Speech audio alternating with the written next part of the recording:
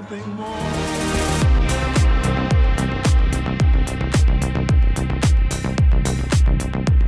Hey everyone, welcome back to Let's Talk. My name is John, and today I'm going to be joined by David. You guys might know him as Shamrock Balls, and we are going to be talking about the 007 on Her Majesty's Secret Service. This was the first and only film to have George Lazenby in it, and he plays the title character of James Bond. And David, why don't you introduce yourself to the folks out there? How you doing? I'm David, also known as Shamrock Balls. This is the first time I've actually done a podcast or reviewed a movie online, so looking forward to it. It's going to be exciting, I hope.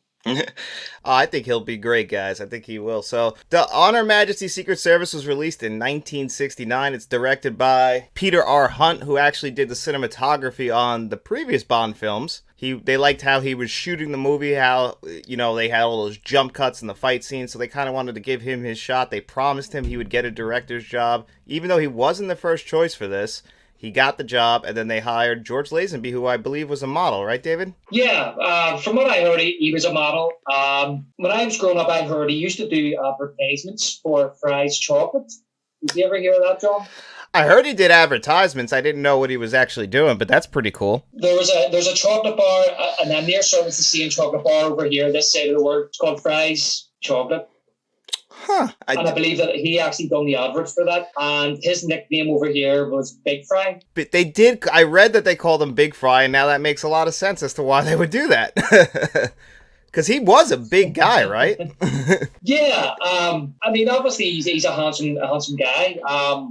Yeah, he's a good-looking fella. He what's it called? He was but I heard that he was also picked out of like 200 guys. When he went to the audition, he wore a suit and he tried to do his hair just like Sean Connery. Which, when I was watching the movie, actually, I kind of thought his hair looked a little bit like Sean Connery. Well, I actually heard that he wanted the audition for the part, and he found out where Connery got his suits tailored, and he went and got a suit actually tailored. Really? And at that particular time, as far as I'm aware, yeah, he had a beard and long hair. It was coming out of, it was the swinging 60s, you know, and stuff like that. And he actually went to the barbers where Connery used to get his haircut and asked, give me the same haircut that Sean Connery gave me.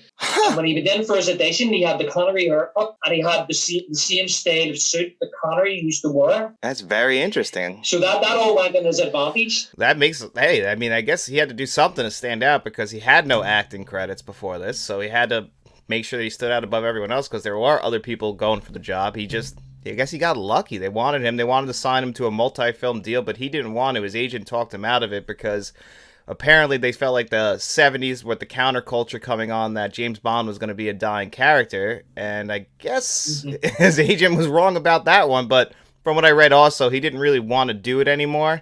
He kind of felt like he just didn't enjoy working on the movie that much. He had problems, I guess, with the producers, which seems like a lot of people had problems with the Broccoli producers back in the 60s and 70s. You know, when I was watching this again last night, I actually felt as if at the very start of the movie, more the start as the movie went on, he was trying to do a Sean Connery impression. Mm-hmm. I did also feel like that. That, to me, was a mistake.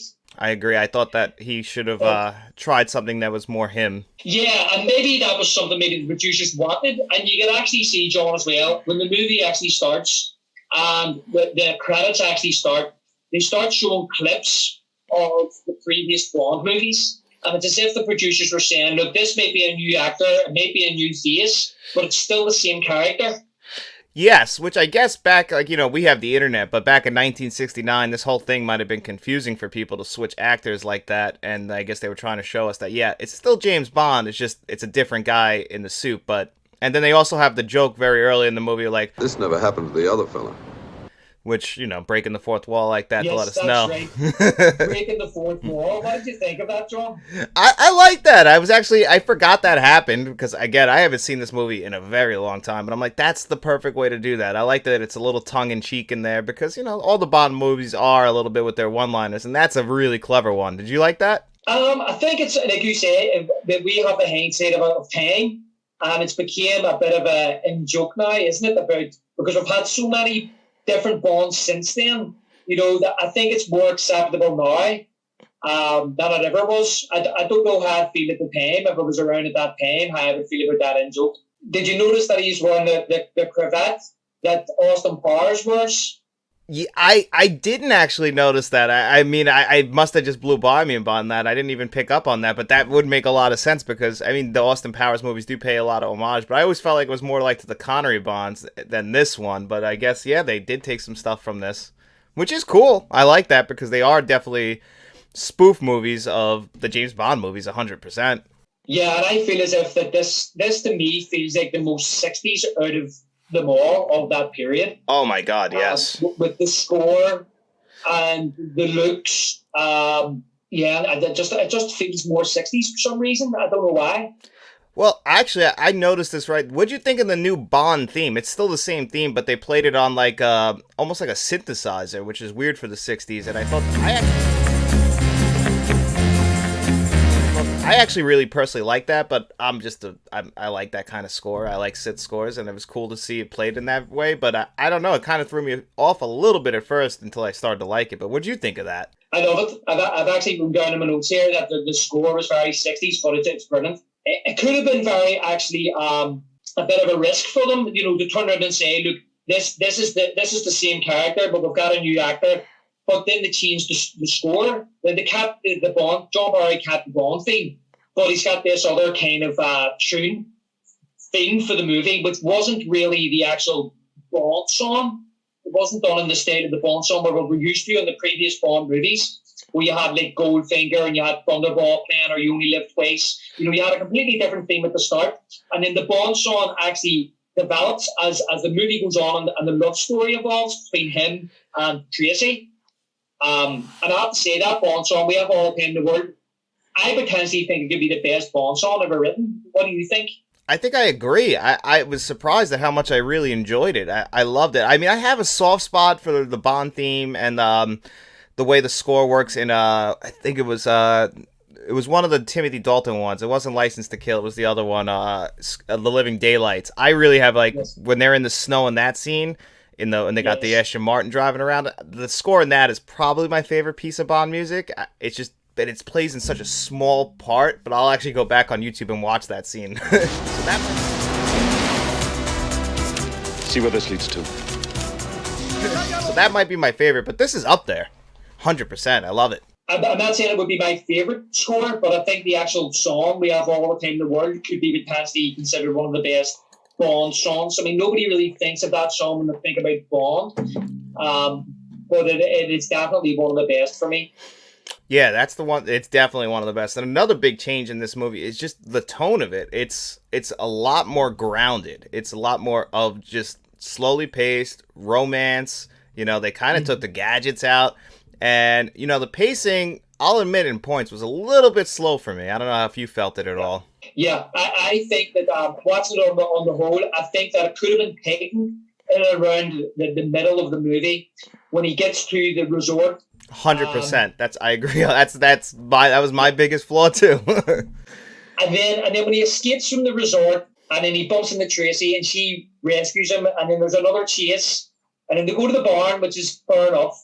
But the next day they're skiing for some reason, and they're still being chased. Yeah, I didn't understand that one either. And actually, I had a little bit, like, for the most part, the effects in this movie were really good. But some of the skiing scenes, like, because they did take the time to shoot a lot of it. And from what I read, they had just had some problems. So they had to do some rear projector stuff. But when they cut to the rear projector stuff and it's so close up, it's so noticeable. But it certainly is.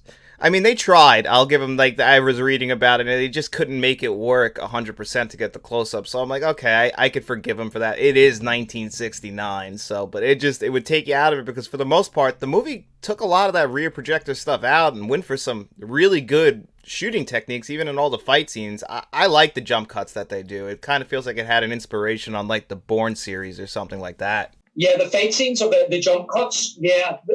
At first, they're a wee bit jarring, but you kind of get used to it. The fight with the guy in Tracy's room where he puts him through the. Do you remember the wooden? Yeah, slots? Yeah, he puts him through it.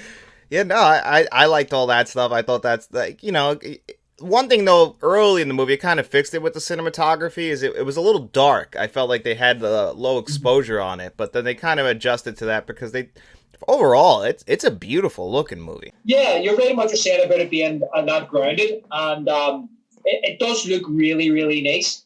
I mean, a lot of the effects and stuff like that, me personally, it doesn't bother me because unless it's absolutely terrible, I can actually put myself in the time period of when the movie was released, and I can forgive it a lot, Fred. I mean, if the story's good and the acting's good, which is actually a bit dodgy with Big Fry, but I can forgive some of the special effects. They don't have to be perfect.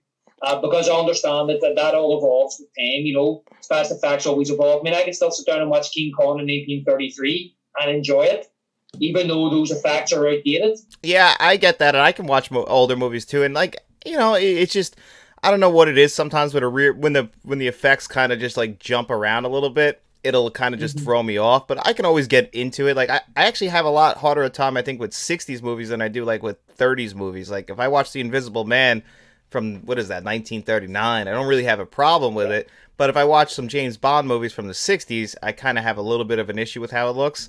And I mean, this one less than the other ones, because this one felt more like it felt more like a movie. It felt, even though it's a James Bond movie, it really felt like they were taking a risk to make a film here. Like, kind of like what they would eventually end up doing, like they tried with the Dalton movies, and then what they would definitely get nailed with the Daniel Craig movies. Yeah, well, the funny thing is that you were saying about changing the actor, kind of throwing the audiences off.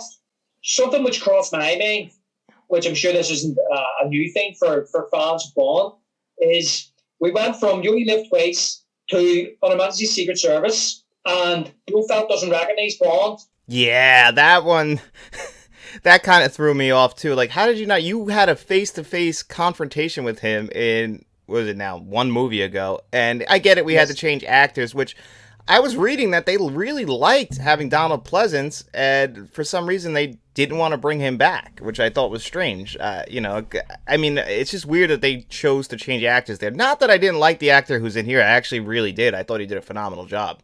Yes, Telly Savalas was very good. I have to say, like, Donald Pleasance probably really my favourite Blofeld. Yeah, me too. It's Donald Pleasance.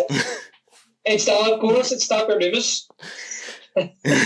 You know, you bring him in there, I'm always gonna prefer him. But this guy, he did.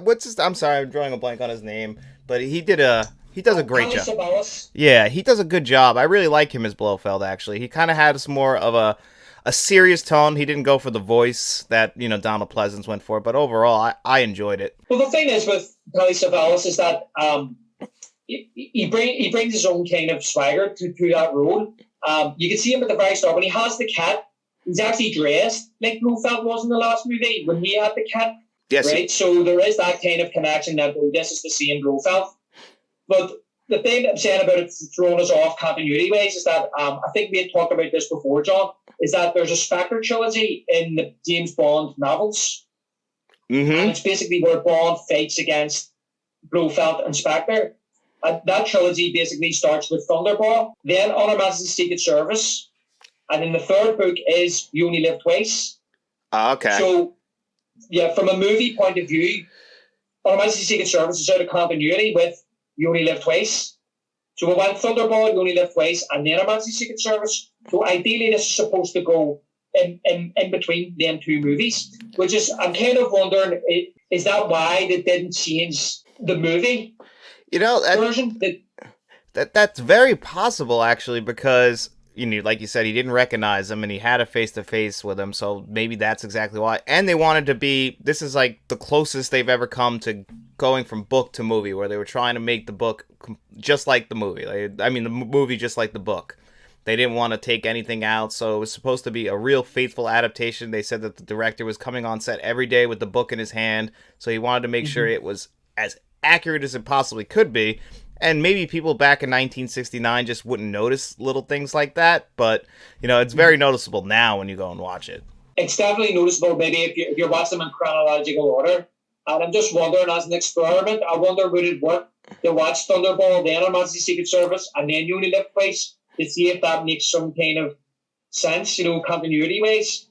Now, What do you think? Do you think back in the 60s, like, people would just go to these movies kind of almost like serials, like where they're one-offs, where you don't really, or where you're not really supposed to, like, think about the previous movies? You're just supposed to go in there, enjoy a contained story, and walk out because, you know, none of the Bond girls come back until we really get to the Daniel Craig movies. So maybe that was the idea, and if you were around then, you just kind of knew going in, like, it's a different story. You know, maybe some characters change, but it's just strange that a lot of those aspects are in these movies. Possibly. When you think about this, the 60s and stuff in movies, there was sequels didn't really exist in the 60s. No. And when you think about like the sequels that we're aware of, talk about like Jaws 2 or Superman 2 or Rocky 2 and 3. Back then they were making sequels to Bond movies, but they had completely different names. Yeah, they were just, literally, the only thing that would stay is just James Bond or 007. Like, you just knew it was like the next chapter in his story, but it's, we kind of get into it. We just know James Bond has these tropes that they always want to hit. Like, but actually this one kind of took a step back on the tropes because we really don't get any gadgets for the most part. We barely get any Money Penny, or we get a little bit of M. But actually, one thing I wanted to bring up to you, because I didn't even notice this. I read it in the Wikipedia, but I thought that when Moneypenny wrote out the resignation for him, she talked M out of agreeing to it and just saying giving him a vacation, but she actually wrote out the 2 weeks for him. That's what he requested. I didn't realize that until I read it after the fact. I always just thought that she still wrote out the resignation and just talked M into giving him a vacation, and that's why he thanked her. So I misread that whole scene wrong. Right, okay. Did you? Maybe he was that arrogant, he thought that M wasn't going to do that. Yeah. That's how I read it. I just thought that M wouldn't honor it. Like, he's just mad because he felt disrespected. And actually, that was the worst I felt like George Lazenby kind of acted in the movie, was in that one scene. Because he didn't come off like James Bond. He kind of came off like a whiny kid in that scene. Like, he didn't get his way. Like a petulant kid. Yeah. It just didn't feel... And it was only in that scene. Like, it was weird. For the most part, he had his, like, he's James Bond. He's the man. He's debonair. But in that scene, he kind of felt like, I didn't get my way, so I'm gonna resign now. That's it. Yeah, I'm taking the football home. Exactly. And that's what I felt like. But it was just in that one scene, so I felt like that's where, having a more experienced actor might have helped them. Because it felt like if Sean Connery was in that scene, he would have played it a little bit different. He probably would have had the courage to talk to the director about the script. Whereas a guy like this, he was saying like they left him alone. They didn't make him feel comfortable. And, being a new actor, never acting before except in commercials, and now you're James Bond, you're the man. I'm sure he didn't have the I couldn't do it. Well, yes, I'm sure he was under a lot of pressure, to perform. And as you say, John, I agree. I think that if Connery, or even if that had been Roger Moore's first movie, I think that the film itself would be elevated even more. I think it would have been a better performance with a better Bond in there. And it's no offense to George Lazenby. I think he tried his best. But there is this train of thought that every Bond actor that comes along, they don't hit their stride until the third movie. I agree. For the most part, you always have to except for, you have the I think that Pierce Brosnan actually, his best movie is his first, and they honestly go down from there. But for the most part, up until that point, they don't really hit their stride till the third movie. And that's what always bothered me about Timothy Dalton, is he never got a shot at a third movie. Yeah, and as a Dalton fan myself, and I really like the movies that he done, it would have been interesting to see if they had have made another Bond in the early 90s, what he could brought to that role. Yeah, I would have loved it. I personally, he's one of my favorite Bonds. Like, I love Pierce Brosnan. That was, my first Bond. But, unfortunately, he just doesn't have the best movies when you go back and revisit them. They all feel very much like one-offs for the most part. And I think that's why they changed it. They did a full 180 once we get to the Daniel Craig movies. I said they tried here, though, to really make a serious Bond movie. And I thought they nailed it for the most part. It's just a shame they never went back to this until they finally got to the 80s. They did a 180 here till Roger Moore. Yeah, I mean, the next one is actually Diamonds Are Forever, and oh yeah, well they go back to Connery for one movie. They go back to Connery, and it's really it's like a carry on. Yeah, and it starts with him looking for Blofeld because of what happened at the end of Majesty's. So it definitely 100% ties in. Yeah, I gotta that's next up on the list to rewatch. Yeah. That's another one I don't have too much memory because I always feels like. Do you know, like, did Connery just kind of come back as a favor? Is that why he only came back for one movie? Because it's weird that they brought him back for one, then they went to Roger Moore. It's just such a weird little window there after those 3 movies. I'm trying to remember. I actually think he came back for the money. Well, that'll do it. Because he said never again. And then he came back never say never again. I can't remember. There was a movie he came back for, John. He got really well paid for it. And he needed the money to help something to do in Scotland. Okay. Some school in Scotland or something. I'm not sure if it was Damon's or it was maybe later in his career. Something comes to my mind about that. Oh, okay. Well, that would make the most sense. I always just thought it was weird that I know that George Lazenby, he bowed out before the premiere of the first one. The premiere of his movie, and he actually grew a beard and everything for the premiere, and he was just like, I'm done, I'm not coming back. So I guess they kind of had a heads up, and maybe they went to Connery and said, well, listen, we already have it planned out and everything. We need somebody. Could you just do us the favor? And they probably threw him the money before they got Roger Moore. Yeah, I know that they were after Roger Moore. When Connery actually left, after You Only Live Twice, they were after Connery then. I'm sorry, Moore. They were after Moore then. Yeah, for some reason they couldn't get him because he was doing The Saint. Yeah, they couldn't get him, and apparently they also approached Dalton, and he was 25 years old at the time, and he turned them down and said he was too young for the character. So, they had their actors in mind. It's just it still blows my mind that they did choose George Lazenby. He just feels like a real outlier in the entire franchise, and I'm always fascinated by their mindset to bring in somebody who didn't act. It means, like, to me, that they valued the look of the character and the mannerisms more than they actually valued the acting, but they put him in a movie that isn't like every other James Bond movie, so it's strange. I'm just kind of wondering were they trying to recapture the lottery, whereas, like, when they brought Connery in, I'm not too sure how many acting roles that Connery had before he played Bond.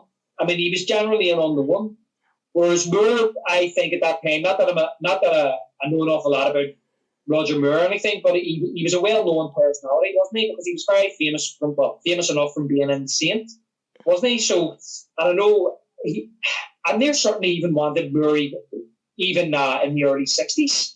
Yeah, Connery? Connery wasn't he wasn't like a famous actor when they brought him in, but he had acting experience. Like, I remember them saying, like, he was another one that he had to shave his beard off and clean up. Like, he wasn't used to wearing suits when they first brought Connery in, and, like, they had to, like, teach him that lifestyle because that just wasn't him. I think he was like a working class guy from Scotland, so it wasn't like that was something that was natural to him.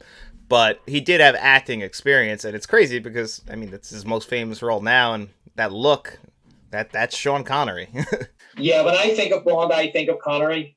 Yeah, he's... he was Mr. Universe? I did not know that. Was he really? Yes. Like Mr. Universe? Like Arnold Schwarzenegger, Mr. Universe? Yeah, I believe he competed in it. Yeah. Well, I guess it's pre-steroids, so you didn't have to be like that big. Because I can't imagine Connery looking like that. No. You can actually look him up when he's doing his poses and all. Wow. That's what he done. I did not know that at all. That's crazy. I mean, when I think of Connery, I never do think of, like, a muscular man, but he was. It was just, men looked different back in the 60s compared to 50s and 60s than eventually they would in the late 70s and 80s. In the 80s, they ballooned. Yeah, exactly, and I think Arnold had a lot to do with that as well, didn't he? Oh, yeah, man. Arnold, he changed the game. Have you ever you've seen Pumping Iron with him and Lou Ferrigno? Yes, I have, yeah. It's brilliant. It's very, very funny. I'll never get over the fact that Lou Ferrigno's father is basically telling him you'll never be as good as Arnold Schwarzenegger to his face. It's actually been a few years since I've watched it, but I can't remember that, but it's very funny. Yeah, I just... Probably none of that was staged, but... I don't know if it was staged. It's just, Arnold just always seems like... I've heard stories about him. He's just like the most arrogant person, but he does it with like such a charm. It's like people just forgive him for it. Yeah. It's just like he comes up to you with that big smile, and also, I mean, he's a hulk of a man. No one's gonna argue with him. So if he comes up to you and he's like a dick to your face, what are you gonna do? You know? The only person that will argue with him is James Cameron. Yeah, well, James Cameron never bites his tongue, and James Cameron, I think he's been hit before because of that. Sure, didn't he? I know this is going off the topic here, off the point in the Terminator about "I'll be back." Yeah. Arnold Did you didn't hear want. that story? Yeah, Arnold didn't want to say it that way. He didn't feel like his character, he's a robot. He's not going to say it like that. And him and Arnold got in a big fight about that, apparently, right? Yeah, I think Arnold at the time was kind of taking like English language classes as well to help with his English. And he says, "Why would I say I'll be back? It's I will be back." Oh, I never. Bernie Carver says, "You'll say it like that because that's the way I wrote it." Yeah, you don't argue with Big Jim. That's what you don't do. He does not bite his tongue. I mean, the guy's been married 4 times, so you can tell he's probably not the easiest man to get along with. No, I was going to say about his that John, he's been married 4 times. Yeah. That's just it. That just means he has a hard time in general dealing with people. So, and Arnold, yeah, Sarah Connor couldn't even stick him. Yeah. And this is the guy who's made, what, 3 of the 4 highest grossing films of all time, so you can't argue with him. Listen, sometimes when you're an artist like that, you have to. I know we're going totally off topic here, just thinking about James Cameron now. It's no problem. Yeah, but I think the thing that is with James Cameron is that, especially at the start of his career, I think he had such a rough time on Piranha that he thought to himself that I want to get my vision out there, and I'm not going to let anybody stop me from doing that. I don't care who you are, because it's his head on the chopping block. If it doesn't work out, he's the one getting fired and all the rest of it. They're ridiculed, and of course when it works out, he takes a lot of the praise. But that's fair enough. He's put himself out there. You hear the stories of him being on set, and especially in the early days, he's doing everybody's job. Yeah, I've heard all that. It's all crazy to me that he actually... the Piranha thing is fascinating, because the fact that he got fired from Piranha 2, and I could see that being the thing that definitely... Because from there on, he hasn't made that many movies, actually, which is a surprise, considering all... I guess it's all just about the control thing. He's a perfectionist, and so that's probably why he is the way he is with all of his actors, is because he wants to make sure he gets what he wants, and he just, like you said, he will not take shit from anybody because he saw... It's like David Fincher in the same sense with Alien 3. You get one bad experience with the studio, and then that's it. Now I'm on my own. Yeah, that's it. I can understand that, from a certain point of view, because I've heard so many people say bad things about Cameron, but he wants to just get his vision out there. And that doesn't mean I think he should be able to treat people badly. But I think that if there's maybe people he's working with aren't pulling their weight or aren't doing it the way he asked him to do it, then obviously he's going to try and stamp that out. Like, I heard a story when he was making Aliens, because he made it in Britain. Oh, I've heard this. Because of the unions, they had to have like a tea break every few hours, and he was like, "What's for this tea break?" And that's just when Birdie started. Yeah, I heard that story, and that Sigourney Weaver actually had to be the median between the cast and crew and James Cameron, because James he would just flip out about the tea break stuff. And I've heard that also with George Lucas when he was shooting the Star Wars movies. With George Lucas liked to grab the camera, and in Britain that's against union rules. So he's like, no, you got to have a cameraman, dude. You're taking a job from somebody, and that was another big problem. So it's those cultural differences. But these directors, it's their movies, and they hate having to actually follow rules. And yeah, they get what they want, but like you said, you gotta still treat people right. And if that's the rules, you gotta follow along with it a little bit. Yeah, exactly. Yeah, you're right. Yeah, I was going to ask her, what did you think of Tracy's dad in the Secret Service? I thought he was good, and then I read after the fact that he was dubbed. I didn't know that. Oh, really? Yeah, he was dubbed, and so was Bond when he's wearing his Clark Kent get up there when he's trying to blend in. They dubbed over him a little bit too. Well, I noticed the dub when Bond went for the mountains, and I thought that was absolutely horrible. the dubbing was terrible, and I actually, because it was so blatant, you could tell. And I thought to myself, if that was Connery or Moore, I reckon they would have been able to pull off a different kind of accent or something. Yeah, I think that's when you get Connery. That's the big acting thing. Apparently, Lazenby was trying to do a different voice, and it just didn't work, so they just dubbed him over in post with the actual guy who was playing that role, which I guess I don't think that's possible, but it's a James Bond movie, so I guess anything is a little bit possible. Well, maybe the voice that Bond was putting on was so good that Blofeld never recognized him. Maybe that's why he didn't know it was him. Yeah, that's why I didn't know it was him. He's like, it can't be Bond. He sounds nothing like what I remember. This isn't the same guy. Yeah. It's definitely not Bond. It's definitely the guy that I came here to tell me about my family history. Yeah. Which, I had to laugh at Tracy's dad says to Bond, I know everything you've done for her, and Bond says, everything? Well, didn't you think it was a little messed up? He's basically trying to have his daughter, he's basically just trying to have his daughter be with James Bond. He's like almost like prostituting her out in a sense.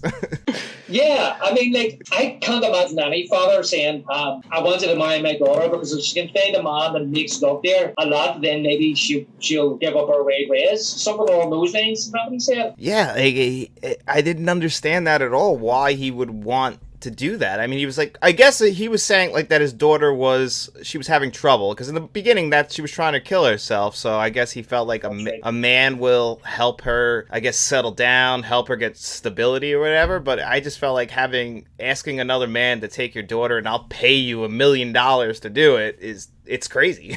Yeah, it is a bit mental. They say then there's a scene as well where Bond was reading Playboy magazine. Yes, which I thought at 1969, I don't know when Playboy started, but it was pretty new then, so that was a big deal. Product placement, John. Yeah, definitely.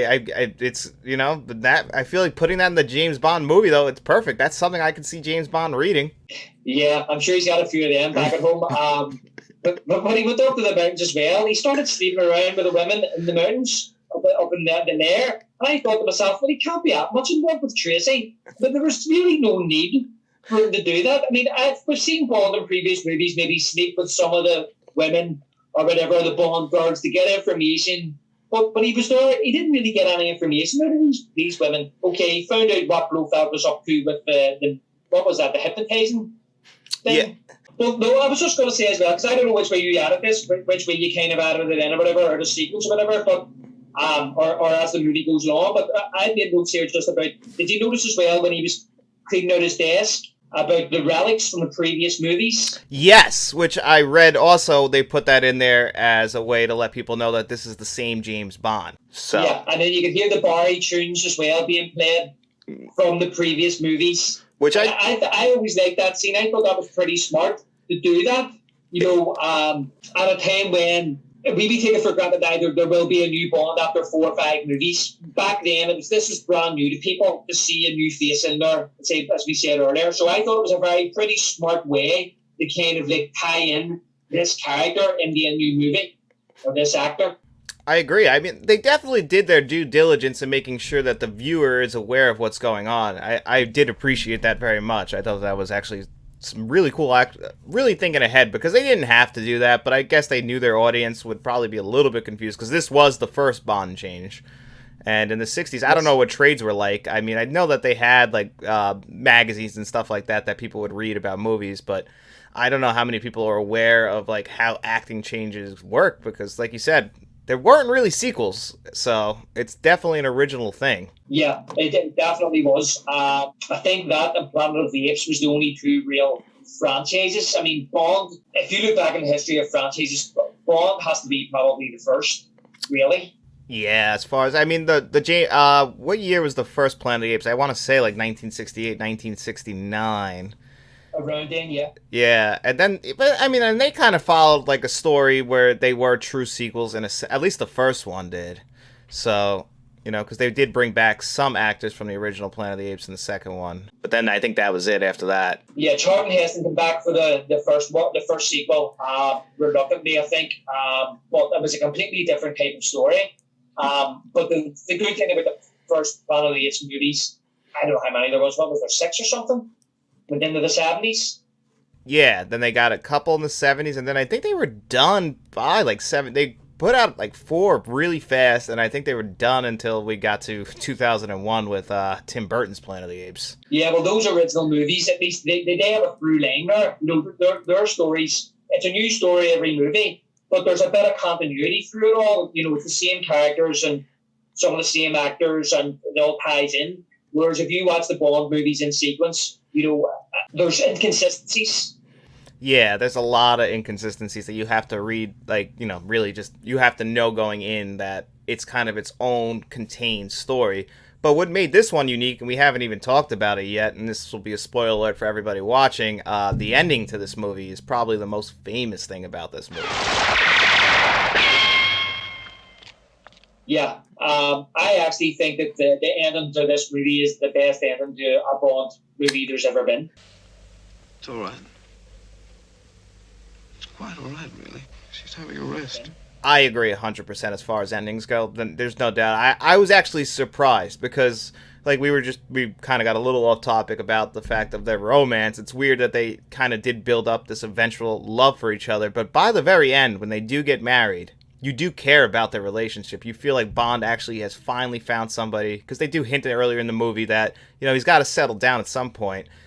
And he actually found his person, and to have her taken away just almost immediately, it breaks your heart. One thing I actually have to say be positive about in the movie about even Lazenby, even though he starts off and he's a wee bit shaky and stuff, and you think it's a Connery impression and stuff, but I think as the movie goes on, he makes it his own. I agree.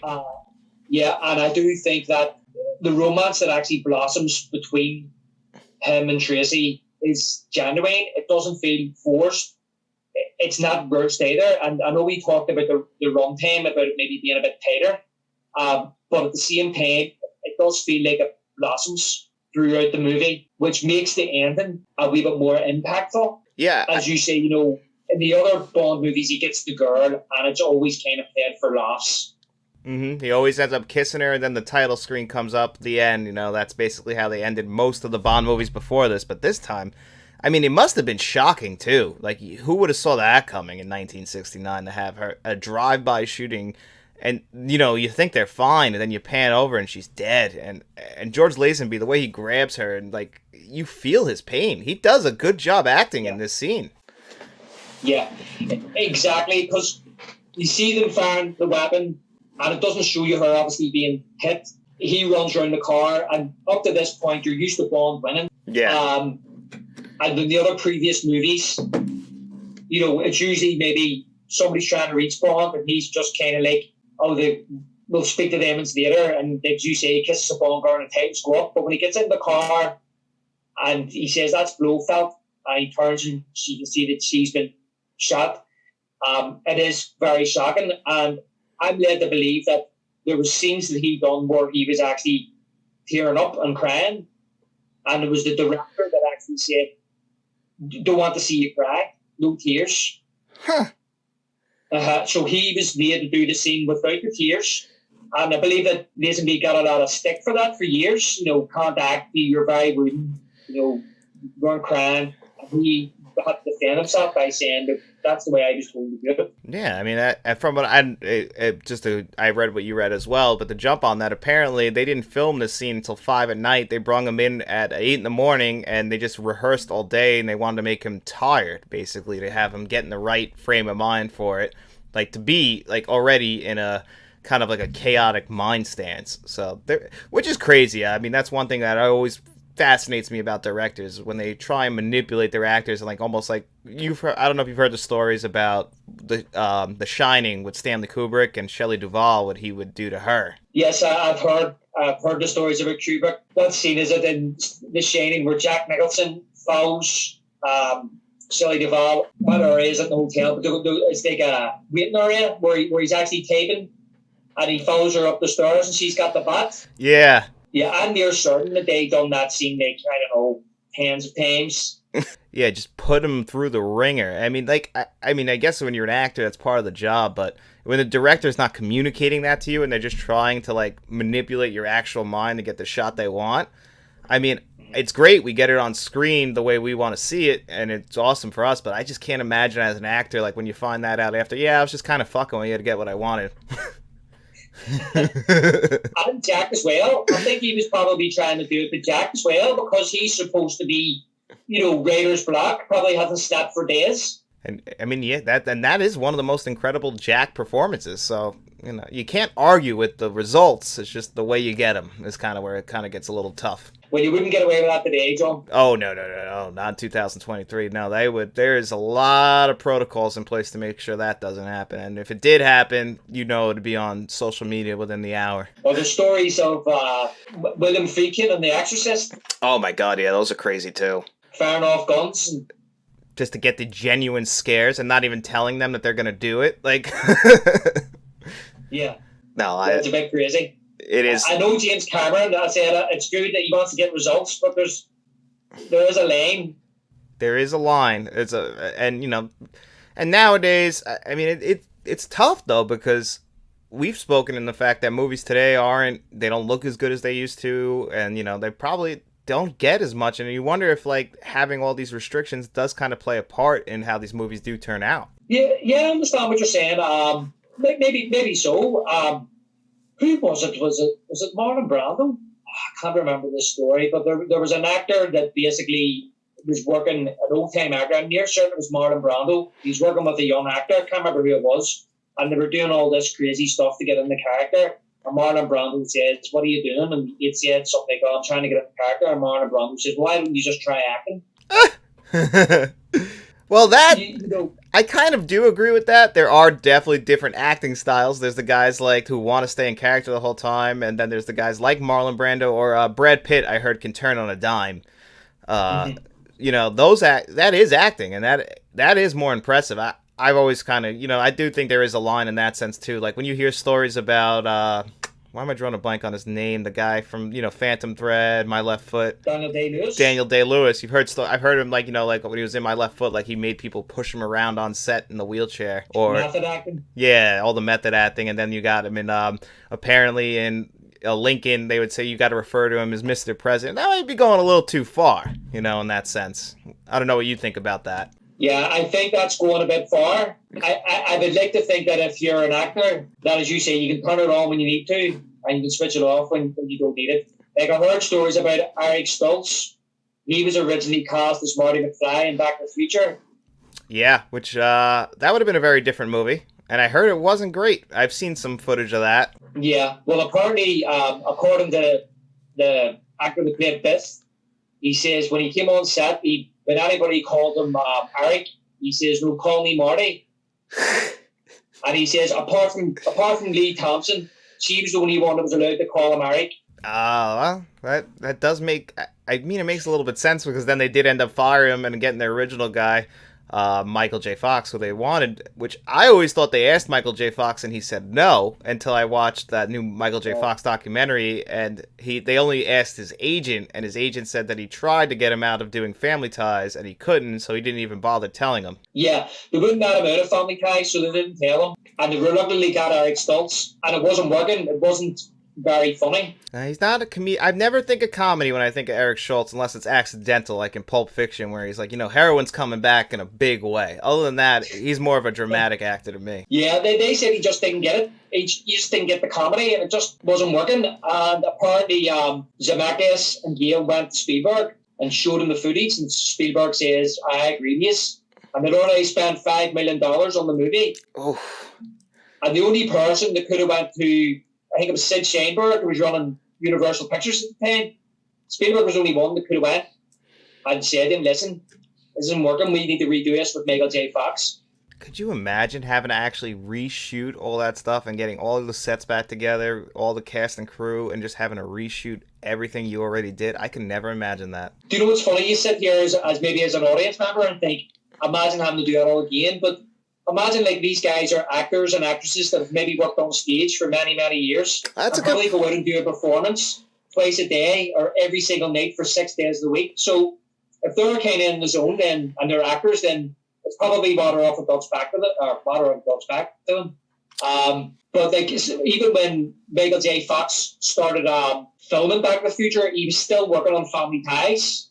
Yeah, he was working... So he was doing days, I believe, on Family Ties. He said go home, sleep for 2 hours, and then he would do nights on Back to the Future, which is... Yeah, that's right. Yeah, and he was... Because in the recent documentary I saw, he was even saying, he's like, I would forget what set I was on because I was just so sleep deprived. And I've never been so sleep deprived to the point where you get like that. I've got it to where like you're driving and falling asleep, but not to the point where you forget where you are.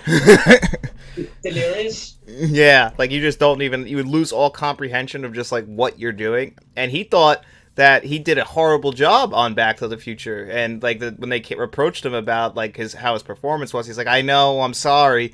And he's like, they're like, no, you did a great job. Do you know what's funny? Like, that probably added to his performance, strangely enough. Yeah, no, little things with actors really help them to push it over the top. And they don't even realize it at the time. But I mean, I've noticed that in a little bit of recording videos where sometimes I'll think that they're atrocious, and then I go back and look, oh, I'm like, oh, that was pretty good. And then you get the reverse where you thought you nailed it, and you're like, no, that sucked. I hope this one isn't sucking. You know, I listen, I could always at least make it look somewhat decent, even if I have to like do a little bit of tricks with the editing or whatever. But Tricks of the trade, John. yeah, you know, you gotta just look it up. The internet's a powerful thing. You can find out almost any way to fix anything nowadays. Yeah. See, obviously at the minute, I don't have anything like that, and I've always wanted to do videos and do kind of reviews, and I asked a few of my mates years ago, and they weren't interested. Love movies, but they're not interested in doing anything like this. And now it's kind of taken off. The internet's taken off. There's so many people doing channels and doing reviews and all the rest. And as I say, it's something I've always been interested in wanting to do, because I've got this mind of useless information. Yeah, you're a lot like me in that sense. I always kind of felt that same way too. And then I just finally last year decided just to try it, see what happens, just because, you know, what's the worst that happens? But I had to teach myself how to do all of this. I had no idea, no training or anything like that. I took a computer graphics class in high school when I was in high school, so that was it. That's all I had. So I had nothing, and you know, it's difficult, but like nowadays it's easier just because everybody makes tutorials on everything. It's like buying a house. I knew nothing about how to fix anything on a house. I'm still not great at it, but if certain stuff, I could just go on YouTube and look it up. Listen, do you know what? You're right. Everything's at your fingertips now. At a phone. I'm the same. See, if I need to find something, I go on YouTube and look it up. You know what I mean? It's like, how do you do this, or how do you do, even if it isn't do with DIY? You know what I mean? It's like, how do you do this? But like, my dad's very good at DIY, and it's like everything. Like, I speak to people who wouldn't even pick up a paintbrush, and I would say to them, "Why do it yourself?" And they'd be like, "Don't know how to." It's like, well, nobody does till you start. Exactly. So it's the same as yourself, or you're self-taught, but you don't know until you actually start doing it. You got to try. You just got to keep trying and, like, you know, push through. And that's just with anything in the world, you know. You got to just give it a shot. You never know. It could be could be the thing you're the best at. You just don't know. But you got to give it just the old college try. Exactly. You know. Here, just seeing here, some of the notes here. See, we were talking there about things you couldn't get away with. What did you think of Tracy getting KO'd by her dad? Yeah, that bothered me a little bit. I'm not gonna. That kind. I bring that back, to be honest with you. Yeah, I mean, you're not allowed to hit women anymore. But back then, I mean, it's his daughter, and he just literally laid her out. Didn't he? That I had that down in a note as well. I was like, what the hell? But I mean, even just anyway back then, Bond, I'm pretty sure in all these movies hits women, so that's just kind of. Yeah, well, that was one thing that Lazenby. I noticed Lazenby done that earlier in the movie as well, which was reminiscent of how Connery used to treat the women in the '60s Bond movies. Yeah, well, their relationship started off rocky, so that he hit her. He had no care for her at all in the beginning. Like, he didn't even have any interest at all of settling down or nothing. That's why I actually did kind of like their arc, in the sense that it really was a full 180 on their relationship. Yeah, that's what I'm saying about it. I like how it actually developed. As you can see, it's not, you know, he was attracted to her, but he wasn't interested at the start of any type of relationship with her or settling down. And maybe his job had something to do with that. And maybe when he did get let go, he was a bit more open then to having that relationship. And then when he found out about Blofeld, then it was all business again with Bond. Yeah, actually, you just kind of like made something click in my mind about that. Maybe that was what did it for him. Like, it was actually I can have a life after, you know, after MI6. I can. Maybe I should start looking to settle down. So maybe you're right. Maybe it just like opened that door in his mind that he's always just kept closed. Like, he never wanted to think about it. But now the possibility, like, okay, well, I can't do this forever. Maybe I should be open to a relationship and settling down with someone. I didn't even think about that till you just said that. Yeah. I think so, and then he goes reverts back to Kate when he finds out where Blofeld is. You remember he goes back to him and he says, "Look, I can go up here and find Blofeld." And that's just it. That once he finds Blofeld, he's back into the game of like, this is my arch nemesis. This is the one I can't take down. And unfortunately, he doesn't get that in this movie either. No, I actually thought that Blofeld was a wee bit of a clutch with that grenade. Remember he drops it into the bobsleigh? Yes, the bobsled sling I like, by the way. Which they foreshadowed it very early in the movie when they were actually flying over it for the first time over the mountains. You could see a bobsled kind of going down, and he looks at it. So I wonder if that's what they implanted the idea for us. Well, I have to commend that they actually had time to put their helmets and all on before they got in the bobsleigh, because couldn't have been worse.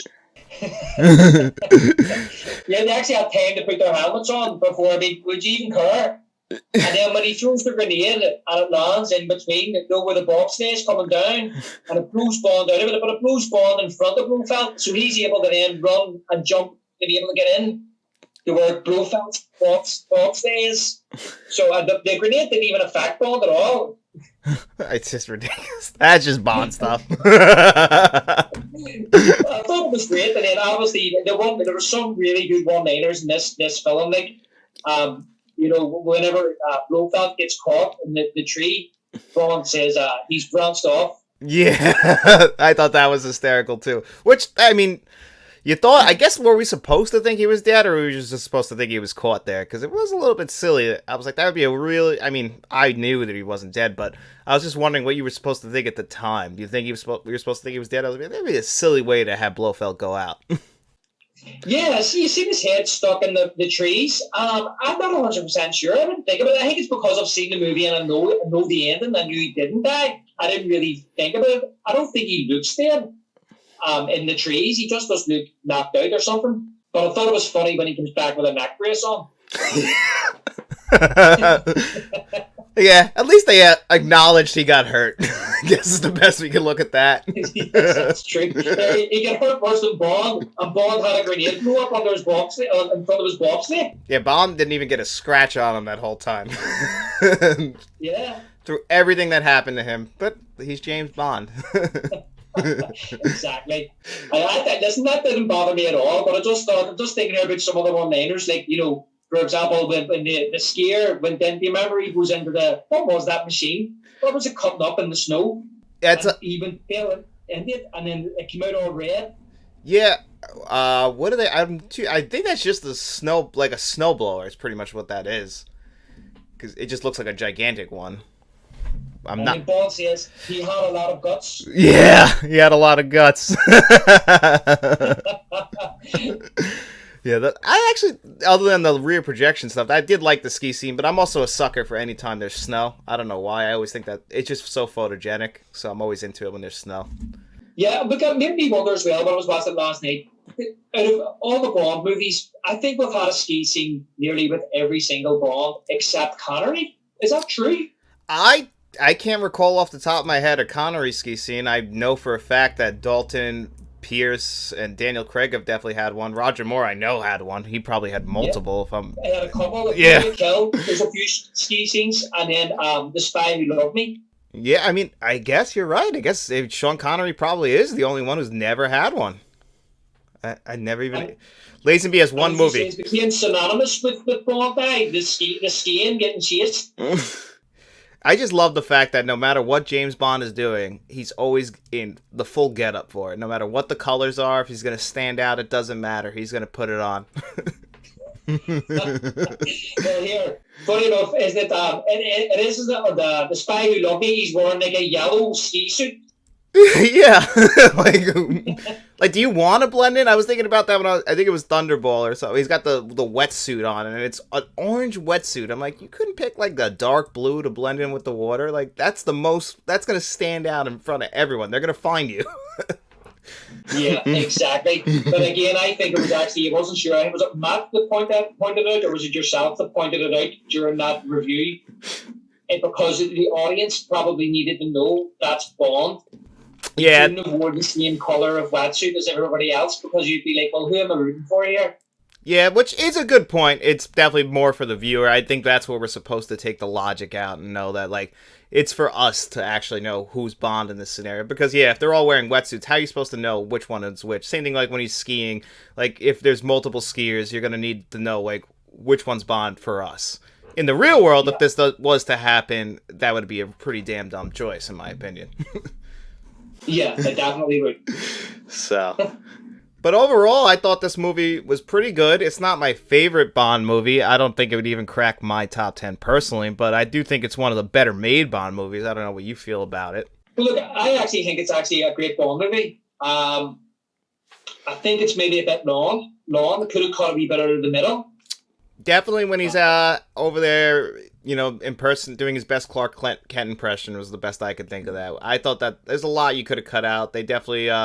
had too much exposition in there for us. We didn't need to have that much going on, I felt like. Yeah, I felt as if when he escaped from the Blofeld's lair, that there was too much kind of chases. They could have maybe added it down to one chase, or you know what I mean, or took a chase out and just made it do, you know what I mean, like amalgamate the guy. Like they really have to have like him a ski chase, a car chase, then the barn scene, and then another ski chase. Yeah, we probably didn't need 2 ski chases. We probably could have just had the one, and they could have just found another way for us to get to the cabin to have the moments that we needed there. We didn't need to have so much before it and then so much after it. There was probably a way to edit it down on both sides. But definitely, I think more on the before end, I think. Exactly. Yeah. I also just feel like, say, I wrote a few ends down here, just if Connery was in the role of Moore, I think it would be better. I think it would have been elevated to one of the best Bonds of all time. I agree, actually. I think that it would have definitely been a lot better with Sean Connery, 100%, because, you know, especially since we get him after, it might have actually ended up being one of his best performances if he was allowed to do it. Well, he didn't want to do it. Yeah, I mean, if he had stuck it out, you know, up to that point, I think it could have been considered his best. I mean, I think it could have been up there for Mercy with Love, because it is so good. And there is a lot more emotional weight to a Majesty's Secret Service. Oh, 100%. Yeah, From Russia with Love, that's the one where we get the jetpack. No, that's not the one with the jetpack. That's the second one. No, that's Thunderball. That's Thunderball. Yeah, no, this is definitely more in line with, because From Russia with Love actually had a little bit more dramatics. Thunderball's like kind of when they started to go a little far, and I think that's why they kind of tuned it back a little bit once we got to here. I think up until that point, what is this, our 6th Bond movie? I think it's up there with some of the best up to that point. Up to this point, I would probably put it at like 2 or 3. I still think that Goldfinger's probably the best of the originals until here, and then this would probably go. I still think Dr. No is still the weakest so far of the ones I've watched up to now. Going in, Dr. No is one of my top 10 all-time Bond movies. I don't know, I just cooled on it, which kind of sucks a little bit because I used to really love Dr. No. Me, Her Majesty's Secret Service, up to that point of the Bond movies, is definitely falls in the bracket of one of the best. Like, for me, From Russia with Love is my favourite Bond movie. Up until Majesty's, obviously it'd be number 1. I think Goldfinger for me is number 2. Goldfinger is the quintessential Bond movie. I think if you're going to show anybody a Bond movie, show them Goldfinger first. It's got all the tropes that you need to have in a Bond movie in that one for sure. And it's just well made. It's well made. It's exciting. It's easy to follow. And as you say, John, it has all the tropes there. It has a famous Bond song, you know, famous Bond girl. It's got Connery. Now, the only thing that made put people off is the time period of when it was made. But if you can get past that, then for me, that's the quintessential Bond movie. Now, I have a real soft spot for Thunderball. Yeah, I like Thunderball a lot after I rewatched it. I'm not going to sit here and lie to you. I had a good time with that one. That's a fun Bond movie. It's almost like a hangout movie. It is, and it's a good one. Like you said, the one thing is people just need to understand that, yes, these movies came out in the 1960s. Go watch other 1960s movies. They are a lot slower than these. So if you can't you just got to be able to, do what you do. Put your mind there, try and take yourself to the time period, and try and understand that, things were different. Yeah, exactly. So I actually think after that, Majesty's Secret Service for me probably be 4th. Oh, okay. All time? Number 4, huh? Well, just to that point, I'm Okay. just ranking them on to that point of the first 6 Bond movies Yeah. that we've seen to that particular time, 1969. For me, that would be 4th. I guess I think I don't know if I would put it off the top of my head if it's out of the 6 to this point. I guess I'd maybe a little bit higher than you. I still think I'd put Thunderball, Goldfinger. Maybe I'd put it at 3 because I do think that the first 2 are definitely the 2 weakest up until that point, in my opinion. Just because I think once they hit Goldfinger, they really just start finding their footing, and then I pretty much enjoy them all after that. Now, Roger Moore will be the ultimate test for me because I was just not a fan of the Roger Moore movies. So, but it's been a very long time. Yeah, I was the same as yourself. I grew up watching Moore on TV. His movies were always on television growing up in the 80s. And he was like, by Bond. But then when I got a bit older and watched them, I was like, these are horrible. And I started watching the Connery ones and really loved Connery and wouldn't watch a Moore Bond movie. Wouldn't watch one. And then a couple of years ago, I bought the box set just to watch the Moore ones because I hadn't seen him in so long, and I really enjoyed his era as Bond. If you just take it with a pinch of salt and not take it too seriously, and just enjoy it and go along for the ride. Now, there's obviously a difference in quality between the movies. Some are better than others, and there's a handful of which are outright awful. But I found him to be a very fun Bond. Yeah, I'm looking forward to rewatching him. We got Diamonds Are Forever next, and then we'll go into the Roger Moore ones. But I think that we got everything we wanted to get in here. Next one's Diamonds Are Forever. Anyway, guys, thank you so much for being us here on another episode of Let's Talk. This is our James Bond reviews. I appreciate David Shamrock for being here with me. I hope you enjoyed it. Hopefully he'll be back. Let us know in the comments section below what you guys thought of this episode. Did you enjoy Shamrock? Let him know. And if you did, make sure you like this video, subscribe to the channel, and then tell all your friends about us.